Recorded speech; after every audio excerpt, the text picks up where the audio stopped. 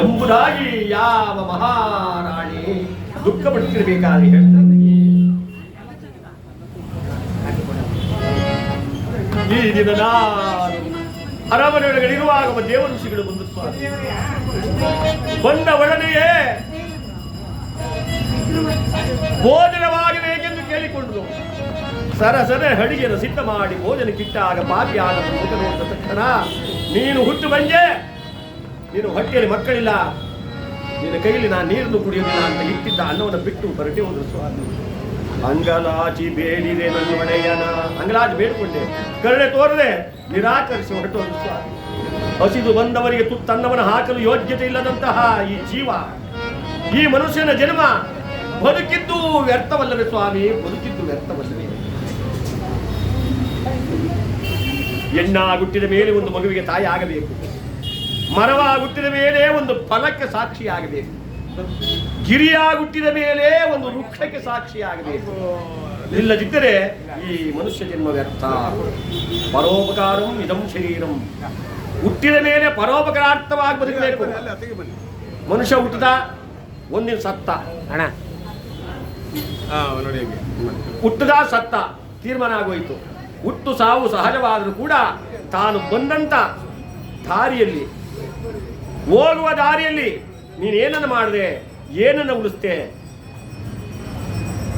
8 ಗೇಣಿನ ದೇಹ ಕೀಲ 68 ರೋಂಗ 8 ಕೋಟಿಯನ್ನು ಕೂಡ್ತಗಳ ಮನೋತ್ತರ ಮಾಡಿದ ದೇಹವನ ನೆಂಟ ನೀನಿದ್ದೊಂದು ದರಗಳಿಗೆ ಹಗಲಿದೊಡವ ಒಣ ಎಂಟಿಯಲ್ಲಿ ಮುಚ್ಚುವರಯ್ಯ.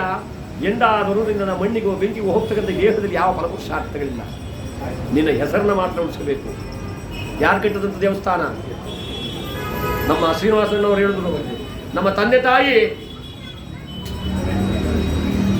ಈ ದೇವಸ್ಥಾನಕ್ಕೆ ದಾರಿಯಲ್ಲಿ ಕೊಟ್ಬಿಟ್ರು ಈ ಜಾಗವನ್ನ ಅಂತ. ಇವತ್ತು ಕೋಟಿ ಕೋಟಿ ಬೆಲೆ ಬಾಳುತ್ತೆ. ಆದರೆ ಅಂತಹ ದಾನ ಮಾಡಿದಂಥ ಪುಣ್ಯ ಅವರೆಲ್ಲಿದ್ದರೂ ಕೂಡ ಅವರ ಮಕ್ಕಳನ್ನ, ಅವರ ತಂದೆ ತಾಯಿಯನ್ನು ಯಾವತ್ತೂ ಅವರನ್ನು ಕಾಪಾಡುವ ಸಂದೇಹಗಳಿಲ್ಲ. ಅಂತಹ ಹೆಸರನ್ನು ಉಳಿಸು. ಒಂದು ಹುಲ್ಲು ಗಡ್ಡಿ ಹುಟ್ಟನ್ನು ಕೂಡ ತನ್ನ ಹೆಸರನ್ನು ಉಳಿಸುತ್ತೆ. ಒಂದು ಮೇಕೆನ, ಒಂದು ಕುರಿನ ಆ ಹುಲ್ಲನ್ನು ಕಡಿದು ಬಿಟ್ರೆ ಅಲ್ಲೊಂದು ಗಂಟೆ ಹಾಕುತ್ತೆ, ನಾನು ಹುಟ್ಟಂತ ಜಾಗ ಇದು ಅಂತ ಹೇಳುತ್ತೆ. ಹೀಗಿರಬೇಕಾದ್ರೆ ಯಾವ ಮನುಷ್ಯ ತಾನು ಹುಟ್ಟಿದ ಮೇಲೆ ಒಂದು ಸಾರ್ಥಕತೆಯನ್ನು ಮಾಡಬೇಕು. ಸಾರ್ಥಕತೆ ಅಂದ್ರೆ ಸ್ವಾಮಿ ಇರೋದೆಲ್ಲ ಕೊಟ್ಬಿಡೋದ? ಹಾಗಲ್ಲ. ತಿರಿದಾದರೂ ಒಬ್ಬರ ಕರಕೊಂಡು ಉಡಬೇಕು ಅಂದ್ರೆ ದೊಡ್ಡವರು. ನಿನ್ನ ಕೈಲಿಲ್ಲ, ನಿನಗಿಲ್ಲದೆ ಇದ್ರೂ ಪರವಾಗಿಲ್ಲ, ನೀನು ತಿರಿತಾ ಇದೀಯಾ, ನೀನು ತಿರಿದ್ರೂ ಪರವಾಗಿಲ್ಲ. ಆ ತಿರಿದಂತ ಅನ್ನದಲ್ಲಿ ಮತ್ತೊಬ್ಬರನ್ನ ಜೊತೆ ಕರ್ಕೊಂಡು ಊಟ ಮಾಡು, ಆಗ ನೀನು ಹುಟ್ಟೋದಕ್ಕೆ ಜನ್ಮ ಸಾರ್ಥಕವಾಗುತ್ತೆ. ಅಂದ ಹಾಗೆ ಈ ಜನ್ಮ ಸಾರ್ಥಕವಾಗಬೇಕು ಸ್ವಾಮಿ. ಒಂದು ಮಗುವಿಗೆ ಜನ್ಮ ಕೊಡುವ ಭಾಗ್ಯವನ್ನು ಆ ಪರಮಾತ್ಮ ಹೆಣ್ಣು ಕೊಡಲಿಲ್ಲ ಅಂದ್ರೆ ನಾನು ಹುಟ್ಟಿ ಪ್ರಯೋಜನವಿಲ್ಲ ಅಂತ ದುಃಖ ಪಡ್ತಾ ಇರಬೇಕಾದ್ರೆ ಯಾವ ಮಹಾನುಭಾವರಾಗಿರ್ತಕ್ಕಂಥ ರಾಮಕೃಷ್ಣ ಮಹಾರಾಜ ಹೇಳ್ದ, ದುಃಖ ಪಡಬೇಕು. ನಮ್ಮ ಮನೆ ದೇವರಾಗ್ತಕ್ಕಂಥ ಆ ಪರಮೇಶ್ವರನಿರುವಾಗ ನಾವ್ಯಾಕೆ ಚಿಂತೆ ಮಾಡಬೇಕು? ನಡೆ ತನ್ನ ಸತಿಗೆ ಧೈರ್ಯವನ್ನು ತುಂಬಿ ನೇರವಾಗಿ ಅಭ್ಯಾಂಜನ ಸ್ನಾನ ಮಾಡಿಕೊಂಡು ಶುಚಿರ್ಭೂತರಾಗಿ ಎಲ್ಲಿಗೆ ಬಂದಿದ್ದಾರೆ?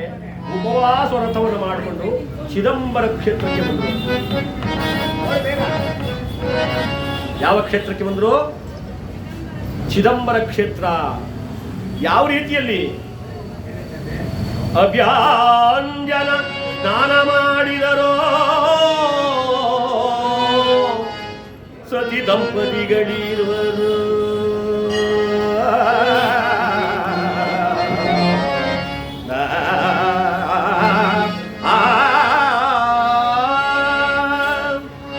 ಒಂದೊಂದು ಮವಾಸದಿಂದ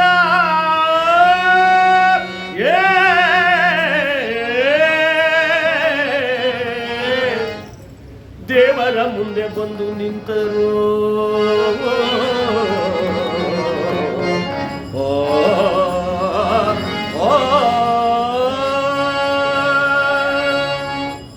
ಒಂದೊತ್ತು ಉಪವಾಸದಿಂದ ಆ ಭಗವಂತನಾದ ಕೈಲಾಸವಾಸನಾದ ಸರ್ವೇಶ್ವರ ಮಹಾನುಭಾವ ಬೆಳ್ಳಿ ಬೆಟ್ಟದ ನೀನಾಗ್ತಕ್ಕಂಥ ನೀಲಕಂಠ ಆ ಪಾರ್ವತಿ ರಮಣನ ಸನ್ನಿಧಿಯಲ್ಲಿ ಬಂದು ನಿಂತವರಾಗಿದ್ದಾರೆ.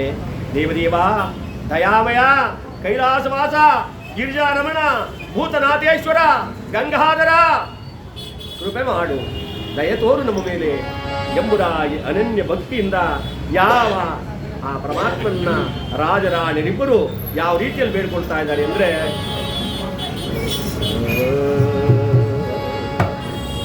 ಪಾಪ ಶಂಕರ ಮೊರೆ ಕೇಳಲೇನು ದೇವಾ, ಬಾಬಾ ಶಂಕರ ಮೊರೆ ಕೇಳಲೇನು ದೇವಾ,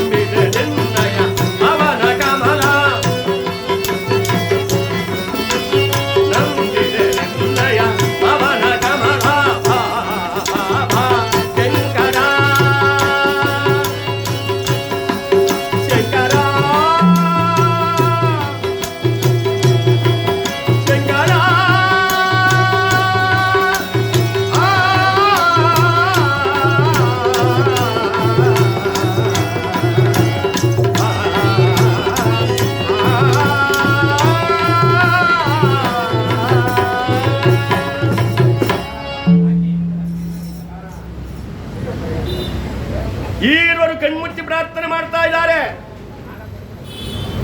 ಇವರ ಭಕ್ತಿ ಮುಟ್ಟಿದಂತೆ ಪರಶಿವನಿಗೆ ಕೈಲಾಸದಲ್ಲಿ ಪಾರ್ವತಾದೇವಿಯನ್ನು ಕುರಿತಿದ್ದ ಪರಮಾತ್ಮ ಅನ್ನೋ ಸುನಕ್ಕ. ಪಾರ್ವತಾದೇವಿ ಕೇಳ್ತಾರೆ, ಏನು ಸ್ವಾಮಿ ಸುಮ್ಮನೆ ನಗ್ತಾ ಇದ್ದೀರಾ? ದೇವಿ, ನಾನು ಸುಮ್ಮನೆ ಯಾವುದೇ ಕಾರಣವಿಲ್ಲದೆ ನಗೋದಿಲ್ಲ.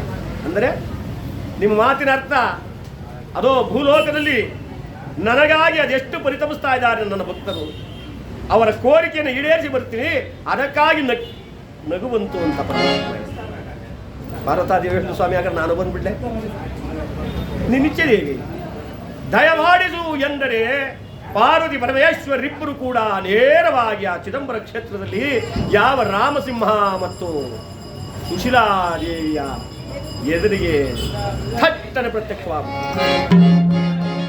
ತೆರೆಯಿರೋ ಕಣ್ಣ, ಬೇಡಿರೋ ವರವನ್ನ.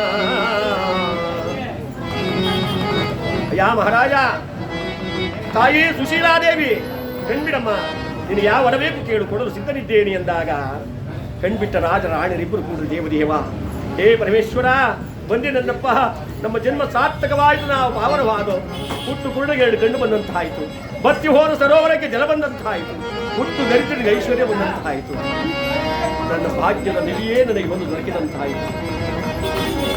ನಮೋ ಏನು ಬೇಕಪ್ಪ, ಏನ ಬೇಡಲೋ ನಿನ್ನ, ನಾನೇನ್ ಬೇಡಪ್ಪ ನಿನ್ನ ಅಂದ್ರೆ ಏನರ್ಥ? ನಾನು ಎಲ್ಲಾನು ಕೊಟ್ಟಿದ್ದೀಯಲ್ಲಪ್ಪ, ನಾನು ಇನ್ನೇನ್ ಬೇಡ್ಲಿ? ಕೊಡೋ ನನ್ನ ಒಂದು ವರವ ಪುತ್ರ ಸಂತ,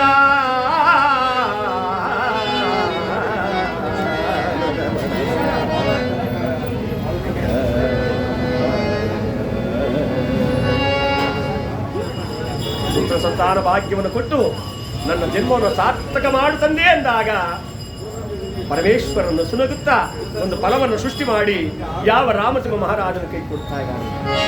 ಮಹಾರಾಜ, ಈ ಫಲವನ್ನು ತೆಗೆದುಕೋ, ಇದರಿಂದ ನಿನಗೆ ಪುತ್ರ ಸಂತಾನವಾಗುತ್ತೆ. ಪಾರ್ವತಾದೇವಿಯನ್ನು ಸ್ವಾಮಿ, ನಾನು ಒಂದು ವರ ಕೊಟ್ಬಿಡ್ಲ, ನೀನು ಇಚ್ಛೆಯಿಂದ ದಯಪಾಲಿಸಲಿ. ದಾಕ್ಷಾಯಿಣಿ ಜಗನ್ಮಾತೆ, ಆ ಅನ್ನಪೂರ್ಣೇಶ್ವರಿಯೂ ಕೂಡ ತಾಯಿ ಇಲ್ಲೇ ಇದ್ದಾಳೆ. ಅನ್ನಪೂರ್ಣೇಶ್ವರಿ, ಎಷ್ಟೊಂದು ದೇವಸ್ಥಾನಗಳಿವೆ. ಈ ಕಡೆ ಆಂಜನೇಯ, ಈ ಕಡೆ ಅನ್ನಪೂರ್ಣೇಶ್ವರಿ, ಈ ಕಡೆ ಗಣೇಶ, ಆ ಕಡೆ ಶನಿ ಪರಮಾತ್ಮ. ಎಂಥ ದೇವಸ್ಥಾನದ ಸನ್ನಿಧಿಗೆ ನಾವೆಲ್ಲ ಬಂದಿದ್ದೀವಿ ಅಂದರೆ ಇದೆಲ್ಲ ನಮ್ಮ ಒಂದು ಪೂರ್ಣಯೋದಯದ ಪುಣ್ಯದ ಭಾಗ್ಯ ಅಂತ ತಿಳ್ಕೋಬೇಕು ನಾವು. ಇಷ್ಟೆಲ್ಲ ದೇವರುಗಳನ್ನು ಒಂದೇ ಕಡೆ ಪ್ರತಿಷ್ಠಾಪನೆ ಮಾಡ್ತಕ್ಕಂಥ ಒಂದು ಪುಣ್ಯ ಸ್ಥಳ. ಈ ಪುಣ್ಯವೆಲ್ಲ ನಮ್ಮ ಧರ್ಮದರ್ಶಿಗಳಾಗ್ತಕ್ಕಂಥ ನಮ್ಮ ಶ್ರೀನಿವಾಸನವ್ರಿಗೆ ಸೇರಬೇಕು. ಏಕೆಂದರೆ ಇದಕ್ಕೆ ಮುಂಚಿತವಾಗಿ ಎದೆಗೊಟ್ಟು ನಿಂತು ಇವನ್ನೆಲ್ಲ ನಡೆಸೋದಕ್ಕೆ ಸಾವಧಾನದಿಂದ, ಒಂದು ಸಮಾಧಾನ ಚಿತ್ತದಿಂದ ಇಂಥ ಕಾರ್ಯವನ್ನೆಲ್ಲ ನಾವು ಮಾಡಬೇಕಾದ್ರೆ ಸಮಾಧಾನ ಬಹಳ ಮುಖ್ಯ. ನಡೆಸ್ಕೊಡ್ತಾ ಇದ್ದಾರಲ್ಲ, ಅದರಂತೆಯೇ ಆ ಅನ್ನಪೂರ್ಣೇಶ್ವರ ದೇವಿ, ಆ ಮಹಾತಾಯಿ ಇಲ್ಲಿ ಸೇವೆಗೆ ಕಾರಣಕರ್ತರಾಗ್ತಕ್ಕಂಥ ನಮ್ಮ ಪಂಕಜಮ್ಮನವರು